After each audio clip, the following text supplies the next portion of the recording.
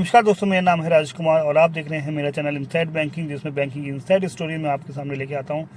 इसका मतलब कि बैंकिंग से रिलेटेड जो भी इन्फॉर्मेशन है, छोटी छोटी इन्फॉर्मेशन मैं अपने वीडियो के माध्यम से शेयर करता हूं अपनी जनता जनार्दन को।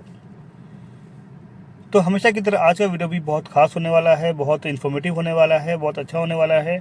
तो रिक्वेस्ट है आपसे, अगर आपको मेरा कंटेंट पसंद आता है, मेरा वीडियो पसंद आता है, तो मेरे चैनल को लाइक शेयर सब्सक्राइब करना ना भूलें।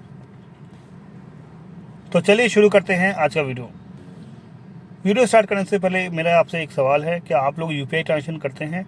क्या आप लोग किसी को मनी ट्रांसफ़र करते हैं ऑनलाइन यूपीआई के थ्रू? तो करते हैं तो आज ही बंद कर दें, यूपीआई करना बंद कर दें।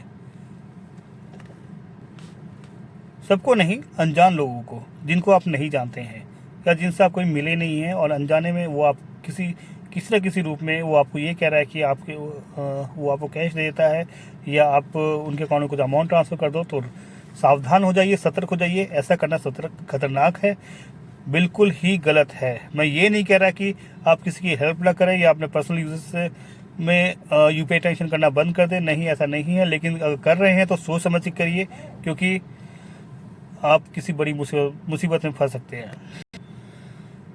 अब आप लोग सोच रहे होंगे मैं ऐसा क्यों कह रहा हूँ, तो चलिए इस चीज़ को जानते हैं मैं ऐसा क्यों कह रहा हूँ। कल की बात है, मेरे बैंक में एक कस्टमर आया, वो किसी कंपनी में एक अच्छी पोजीशन पे था।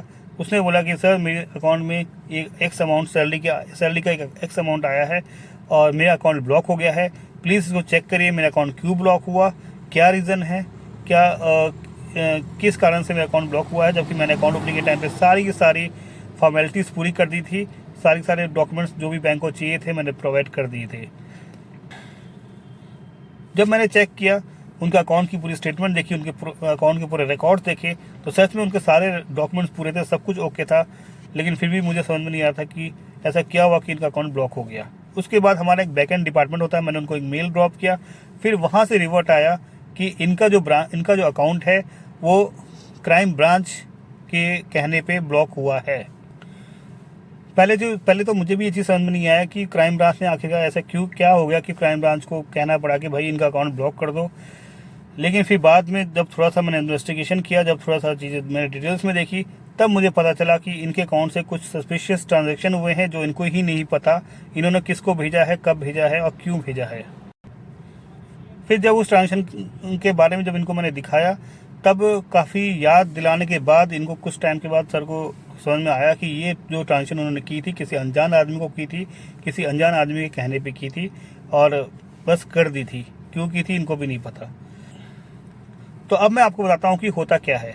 एक्चुअली में जब कोई भी बड़े केस होते हैं, जब भी कोई बड़ा कांड हो जाता है या कुछ भी हो जाता है, तो उस केस में जब पुलिस इन्वेस्टिगेशन करती है तो सारी चीज़ें खंगालती है, सारी चीज़ें डिटेल से चेक करती है। लाइक बैंक स्टेटमेंट, आपने किसको फ़ोन किया, कहाँ से फ़ोन आ रहा है, फ़ोन कॉल्स आ रहे हैं, किस नंबर से आ रहे हैं, आपने क्रेडिट कार्ड कहाँ पे इस्तेमाल किया, आपने अपने एटीएम से पैसा कौन से एटीएम से निकाला, A to Z सारी चीज़ें आपकी उस टाइम पे चेक होती है, सारी चीज़ें आपकी देखी जाती है। और अगर फॉर एग्जांपल कोई क्रिमिनल इंसान है, कोई क्रिमिनल है, उसने किसी शरीफ आदमी को भी फंड ट्रांसफ़र किया हो या किसी जेन्युइन पर्सन से भी उसके किसी क्रिमिनल के अकाउंट में पैसा आया हो, तो डेफिनेटली जब इन्वेस्टिगेशन होती है, जब पुलिस की इन्वेस्टिगेशन होती है, तो इसमें ये चीज़ भी देखी जाती है। और पुलिस जो क्राइम ब्रांच होते हैं, जो CBI या CID जो भी होते हैं, तो वो बैंक को इंस्ट्रक्शन देते हैं कि भाई इस अकाउंट को आप ब्लॉक करो, इस अकाउंट से हमारे अगले आदेश तक कोई भी ट्रांजेक्शन नहीं होनी चाहिए। आप कहीं किसी शॉप से कुछ सामान परचेज कर रहे हो तो ठीक है, इट्स ओके, आप उसके पास जस्टिफिकेशन है कि भाई वो दुकान थी, मैंने उस दुकान से सामान खरीदा, उसके लिए मैंने यूपीआई ट्रांजेक्शन की, इट्स फाइन, इट्स ठीक है, आपका जस्टिफिकेशन है, आप पे कोई भी एलिगेशन नहीं कर सकता। लेकिन आप कहीं ट्रेन में जा रहे हैं, कहीं बस में जा रहे हैं, किसी ने आपको बोला कि भाई साहब मेरे पास 500 रुपये कैश है, क्या आप मुझे ऑनलाइन कर सकते हो, मुझे कुछ पेमेंट करनी है, और आपने उससे कैश ले लिया, 500 रुपये, 1000 रुपये, जो भी कैश है, वो पता नहीं वो कहाँ से पैसा आए हैं, कहाँ से आए हैं, किसके पैसे हैं, किससे मारे हुए पैसे हैं, और बदले में आपने उसको यूपीआई कर दिया या ऑनलाइन ट्रांजेक्शन के थ्रू उसको पेटीएम के थ्रू पैसे ट्रांसफ़र कर दिए। और पता चला कि भाई वो तो क्रिमिनल था या फिर किसी केस में उसका नाम आया हुआ था या कुछ भी है, तो फिर आपके लिए ट्रबल हो सकता है। क्योंकि सामने वाले को जब तक आप नहीं जानते हो, आप नहीं कह सकते हो कौन कहाँ से है, किस नीयत से आया है, किस उसका मोटिव क्या है। और इस तरह के केसेस ये कोई पहली बार मेरे पास नहीं आए, ऐसे केसेस पहले भी कई बार आ चुके हैं, जिसमें सेम स्टोरी होती है। कस्टमर को पता ही नहीं होता कि उसने किसको पैसे ट्रांसफ़र कर दिया, कब किया, किस लिए किया, लिंक कर दिया, और बाद में पता चलता है कि भाई वो तो उस फलाने का नाम तो किसी केस में इन्वॉल्व था, पुलिस इन्वेस्टिगेशन कर रही है। तो पुलिस ऑब्वियसली बात है बैंक को इंस्ट्रक्ट करती है, और जब पुलिस की तरफ से जो भी इंस्ट्रक्शन आते हैं तो बैंक को मजबूरन उस पर एक्शन लेना पड़ता है, बैंक को अकाउंट ब्लॉक करना पड़ता है। इसमें बैंक की कोई गलती नहीं है। अब आप लोग सोचेंगे कि इसका सोल्यूशन क्या है, कि चलो भाई बैंक जो गलती करनी थी हो गई, जो होना था हो गया, जाने अनजाने में ही सही लेकिन हो गया। लेकिन अब इसका सोल्यूशन क्या है, अकाउंट ठीक कैसे होगा, अकाउंट अनब्लॉक कैसे होगा, अकाउंट का जो स्टेटस जो ब्लॉक में दिखा रहा है वो अनब्लॉक में कैसे दिखाएगा। तो इसके लिए भी एक झमेला है, करना कुछ नहीं है आपको उसी क्राइम ब्रांच के ऑफिस में जाना है, पुलिस वालों से बात करनी है और उनसे NOC लेटर लेके आना है, यानी नॉट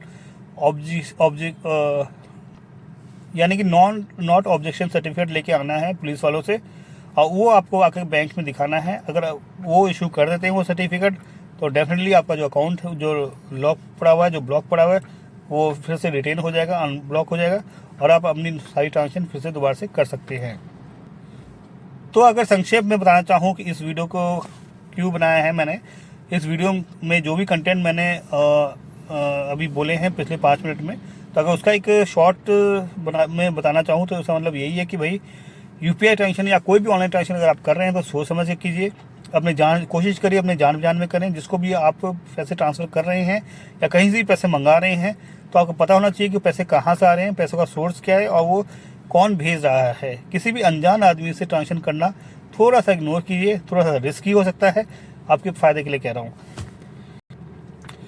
तो चलिए ठीक है, आज की वीडियो यहीं पे समाप्त होती है।